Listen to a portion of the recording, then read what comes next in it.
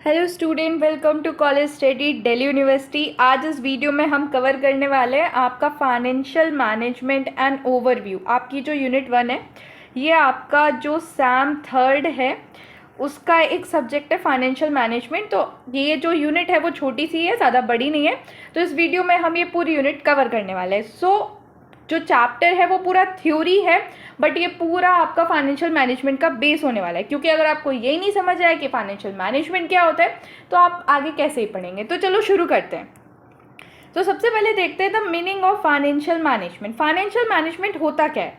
तो फाइनेंस का मतलब होता है पैसा, ठीक है, आपका जो पैसा है, और मैनेजमेंट मतलब उसको किस तरीके से आप संभाल के रखते हो।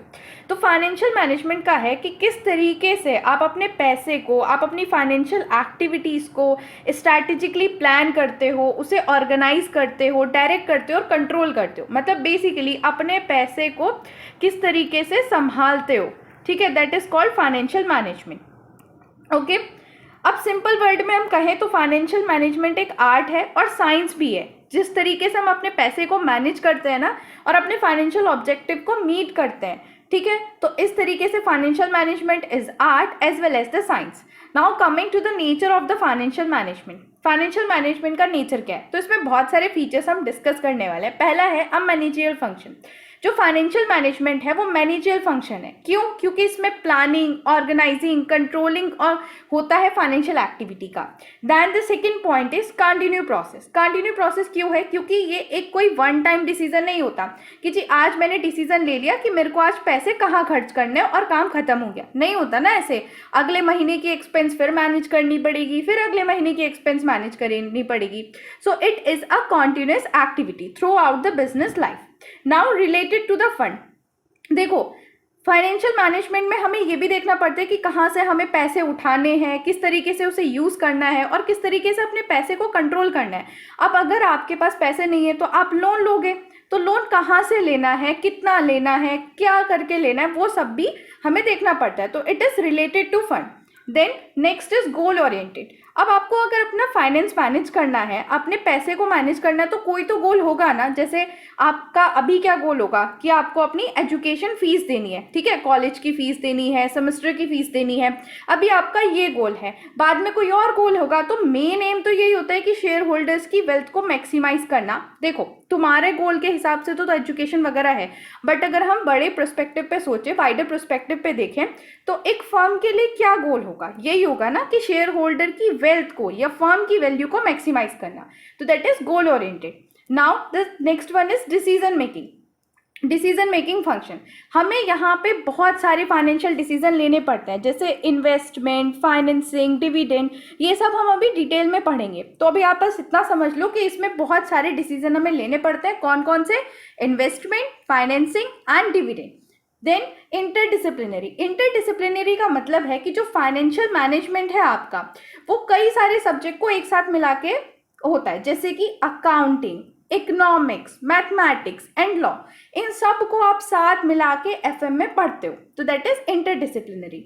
The next is dynamic in nature. Dynamic in nature क्या है? क्योंकि देखो जैसे जैसे इकोनॉमिक कंडीशन चेंज होती है, टैक्स लॉ बदलते हैं, फाइनेंशियल मार्केट बदलता है, आपका जो फाइनेंशियल मैनेजमेंट है, मतलब किस तरीके से आप अपने पैसे को मैनेज कर रहे हो, वो भी चेंज हो जाता है।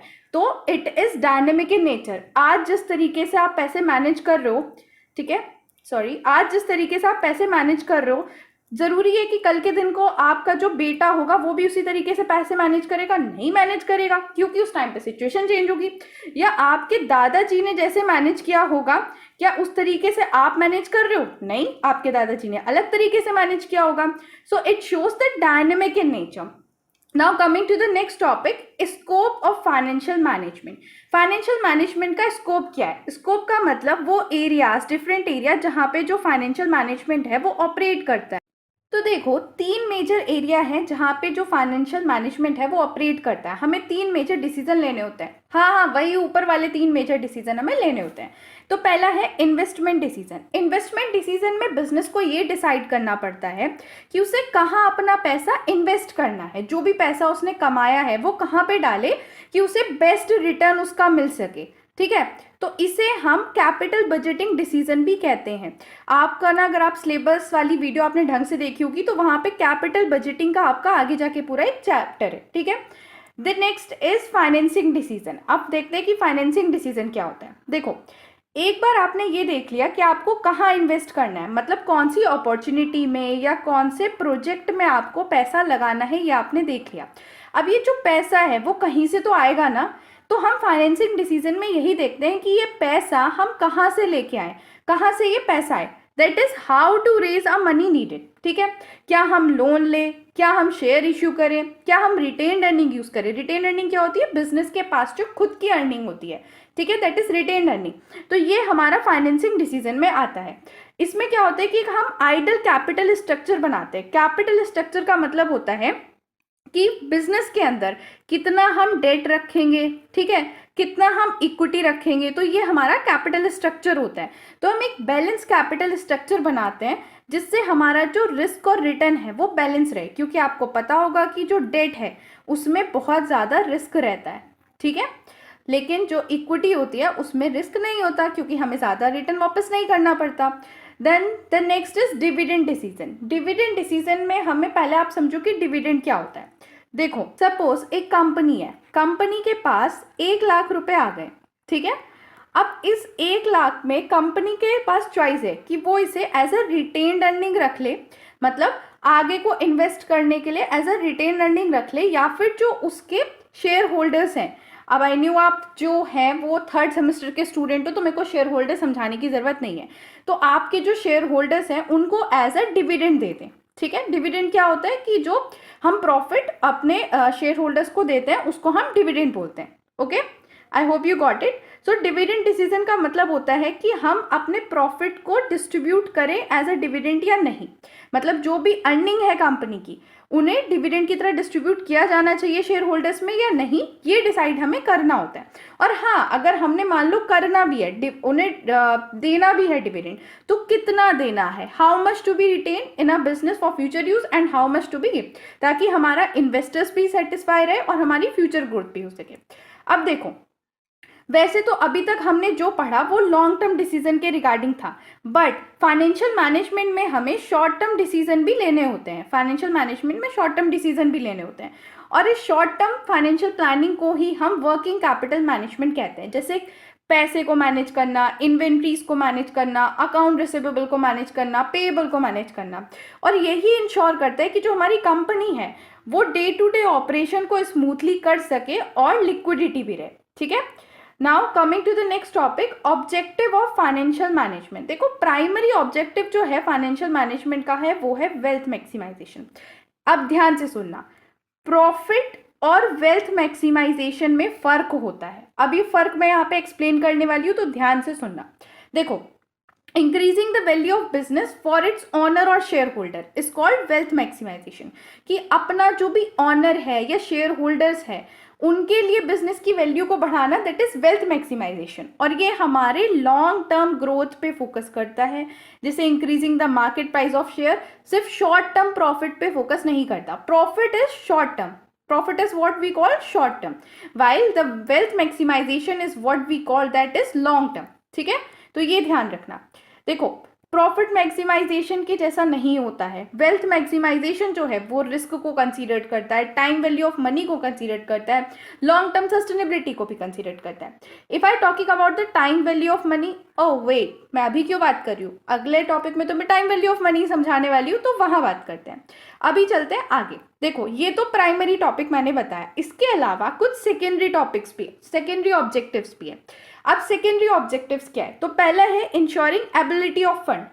देखो, फाइनेंशियल मैनेजमेंट ये इंश्योर करता है कि बिजनेस के पास अच्छा खासा पैसा हो, एडिकेट फंड हो जब भी उससे जरूरत है।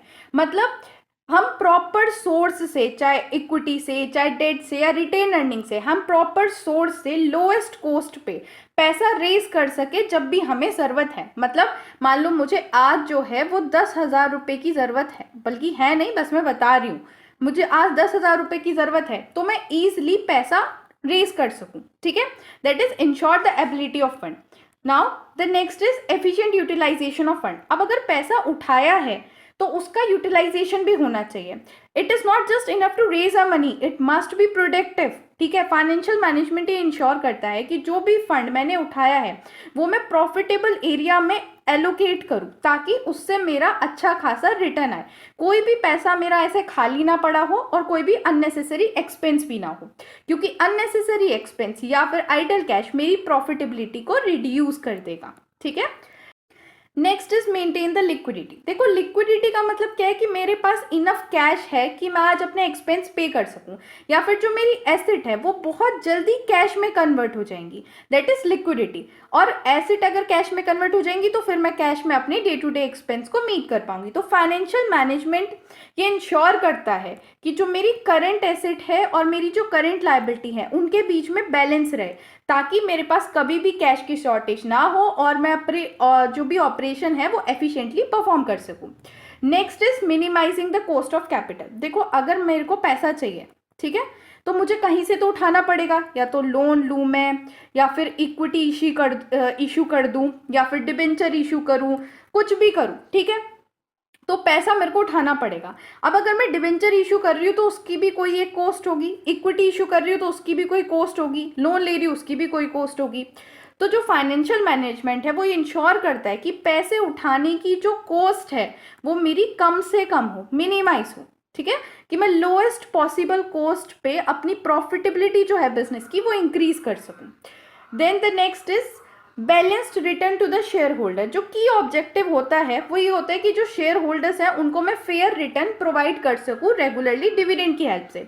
और एट द सेम टाइम मैं जो फाइनेंशियल मैनेजमेंट है वो ये भी इंश्योर करता है कि मेरे पास सफिशिएंट प्रॉफिट हो रिटेन्ड अर्निंग में, ताकि मैं री इन्वेस्ट कर सकूं और फ्यूचर बिजनेस को एक्सपेंड कर सकूं। अब शुरू करते हैं हमारा अगला topic, overview of time value of money and the risk and return. सबसे पहले समझो कि टाइम वैल्यू ऑफ मनी क्या होता है। ठीक है, ये समझना बहुत जरूरी है। देखो टाइम वैल्यू ऑफ मनी को समझने के लिए हमें पूरा ये कॉन्सेप्ट समझना पड़ेगा, तो अब ध्यान से देखना। मान लो आज तुम चिंटू हो, ठीक है, अच्छा चलो तुम चिंटू नहीं हो, कोई और चिंटू है, ये अच्छा सा प्यारा सा बच्चा है चिंटू। ये शॉप पे गया और इसने बोला कि अंकल मुझे एक टॉफ़ी चाहिए। तो आज एक टॉफ़ी के लिए इसे 5 रुपये देने पड़ेंगे, सिर्फ 5 रुपये। ठीक है, बट सेम टॉफ़ी इसका बेटा मिंटू, ठीक है, क्योंकि 10 साल बाद इसका बेटा हो गया। अब 10 साल बाद जो चिंटू का बेटा मिंटू है वो शॉप पे गया और उसने बोला कि अंकल मेरे को टॉफी दे दो, यही वाली टॉफी ये लेने गया। तो ये 25 रुपए में से मिल रही है, मतलब सेम टॉफी 10 साल बाद 5 रुपए में नहीं मिलेगी। ठीक है, तो इसका मतलब ये है कि जो 5 रुपए हैं इनकी वैल्यू जो आज है वो 10 साल बाद वो नहीं रहेगी, क्योंकि वो सेम टॉफी 5 रुपए में आई नहीं रही, अब उसके लिए हमें 20 रुपए ज्यादा देने पड़ रहे हैं। तो that is the same concept of time value of money. Now look at the content. देखो इसका मतलब है कि the money value today is more than the same amount in a future. मतलब आज जो पैसे से हम खरीद सकते हैं उतना अमाउंट हम वो ही चीज हम फ्यूचर में उतने अमाउंट से नहीं खरीद सकते। तो आज जो पैसे की वैल्यू है वो ज्यादा है as compare to the future. ठीक है, रीजन क्या है, क्योंकि हम पैसे को इन्वेस्ट करते हैं ताकि हम उस पे इंटरेस्ट या प्रॉफिट अर्न कर सके। अगर हम देखो इसी कॉन्सेप्ट की हेल्प से हम जो वैल्यू ऑफ मनी है उसको डिफरेंट पॉइंट ऑफ टाइम पे कंपेयर कर पाते हैं कि आज क्या उसकी वैल्यू है और 10 साल बाद उसकी क्या वैल्यू होगी। That is the time value of money concept. ठीक है, टाइम वैल्यू ऑफ मनी को अब हम देखते हैं कि कहाँ कहाँ हम यूज करते हैं। तो टाइम वैल्यू ऑफ मनी की हेल्प से हम प्रेजेंट वैल्यू और फ्यूचर वैल्यू की कैलकुलेशन कर लेते हैं। मतलब ऐसे कि मान लो अगर मेरे पास 1 रुपया है तो फ्यूचर में मतलब 10 साल बाद उस 1 रुपये की क्या वैल्यू होगी। या फिर मैंने ये कहा कि मुझे 10 साल बाद 10,000 रुपये मिलने वाले हैं, ठीक है, तो उनकी आज की वैल्यू क्या होगी। तो that is calculation of the present value for future amount. और कैलकुलेशन जो पिछला वाला बताया that is the calculation of the future value of the present amount. ठीक है, इसी की हेल्प से हम अपनी इन्वेस्टमेंट प्लानिंग करते हैं और डिसीजन लेते हैं। इसी की हेल्प से लोन और EMI कैलकुलेशन होती है। जो आपकी नेक्स्ट यूनिट है ना, सेकेंड यूनिट, वहां पे आप इसे और अच्छे से समझोगे। देखो इसमें ना टाइम वैल्यू ऑफ मनी में 2 टेक्निक है। First is compounding. इसमें कंपाउंडिंग का मतलब क्या होता है कि हम फ्यूचर वैल्यू फाइंड करते हैं प्रेजेंट मनी की, मतलब आज के 1 रुपये की 10 साल बाद क्या वैल्यू होगी, दैट इज कंपाउंडिंग। उसके बाद आता है डिस्काउंटिंग। डिस्काउंटिंग में हम क्या करते हैं कि हम ना प्रेजेंट वैल्यू फाइंड करते हैं फ्यूचर मनी की। मतलब मेरे को जो 10 साल बाद जो 10,000 रुपये मिलने वाले थे उनकी आज कितनी वैल्यू होगी, दिस इज डिस्काउंटिंग। ठीक है, टाइम वैल्यू ऑफ मनी का टॉपिक यहीं पे कंप्लीट होता है। ये बेसिक अंडरस्टैंडिंग है, नेक्स्ट यूनिट में आपको इसका और ज़्यादा डिस्क्रिप्टिव वर्जन मिलेगा। अब नेक्स्ट टॉपिक पे आते हैं, रिस्क एंड रिटर्न। देखो अब तुम्हें सबको पता होगा रिस्क क्या होता है और रिटर्न क्या होता है। बहुत लोगों ने अपनी लाइफ में बहुत अच्छे अच्छे रिस्क लिए होंगे, भले ही उन्हें रिटर्न कुछ नहीं मिला होगा। चलो समझते हैं। रिटर्न का मतलब होता है प्रॉफिट और अ बेनिफिट जो हम अर्न करते हैं इन्वेस्टमेंट करके। जैसे कैसी इन्वेस्टमेंट, जैसे हम इंटरेस्ट अर्न करते हैं, डिविडेंड अर्न करते हैं, या फिर कोई और गेन हमें होता है, that is a return. Risk क्या होता है, रिस्क का मतलब होता है कि हम जो चांस लेते हैं एक्चुअल रिटर्न को पाने के लिए, दैट इज रिस्क। ठीक है, हम चांस लेते हैं ना, कि चांस लेते हैं यार इस बार चांस लेके देखते हैं, तो दैट इज रिस्क, वही होता है रिस्क। ठीक है, एक्सपेक्टेड रिटर्न को पाने के लिए, अब देखो हमने चांस ली है, हमने रिस्क लिया है। अब रिस्क अगर मान लो मैंने ले लिया तो इसका ये कंफर्मेशन नहीं है कि मेरे को रिटर्न मिलेगा ही मिलेगा। हो सकता है रिटर्न ना मिले, हो सकता है रिटर्न मिल जाए। ठीक है, नाउ देखो सारी इन्वेस्टमेंट के अंदर कुछ ना कुछ लेवल ऑफ अनसर्टेनिटी होती ही है, मतलब कुछ ना कुछ रिस्क होता ही है। और इन्वेस्टमेंट कर रहे हैं तो रिटर्न तो ऑब्वियसली होगा, एक्सपेक्टेड रिटर्न भी होगा। ठीक है, तो जो बेसिक रूल है एफएम का, फाइनेंशियल मैनेजमेंट का, वो ये है कि जो जितना ज़्यादा रिस्क होता है उतना ही एक्सपेक्टेड रिटर्न हम मानते हैं। लेकिन जो इन्वेस्टर है उसे रिस्क और रिटर्न के बीच में बैलेंस करके रखना चाहिए, मतलब ना तो ज़्यादा रिस्क हो और ना ही ज़्यादा रिटर्न हो। ठीक है, उसे बैलेंस करना चाहिए दोनों को, कोई भी इन्वेस्टमेंट को चूज करते टाइम। और हम इसी की हेल्प से, रिस्क और रिटर्न के कॉन्सेप्ट के हेल्प से हम अपने पोर्टफोलियो के डिसीजन लेते हैं, स्टॉक मार्केट के डिसीजन लेते हैं और बिजनेस इन्वेस्टमेंट करते हैं। इसी की हेल्प से हम ये सारी चीज़ें करते हैं। और इसी के साथ आपका ये पूरा टॉपिक और पूरी यूनिट हो गई है कंप्लीट। ठीक है, तो थैंक्स फॉर वॉचिंग। वीडियो को लाइक करो, चैनल को सब्सक्राइब करो, और अगर आपको वीडियो अच्छी लगी हो तो कमेंट सेक्शन में बताओ कि अगला टॉपिक कौन सा पढ़ना है। कोई डाउट हो तो वो। Thank you, bye bye.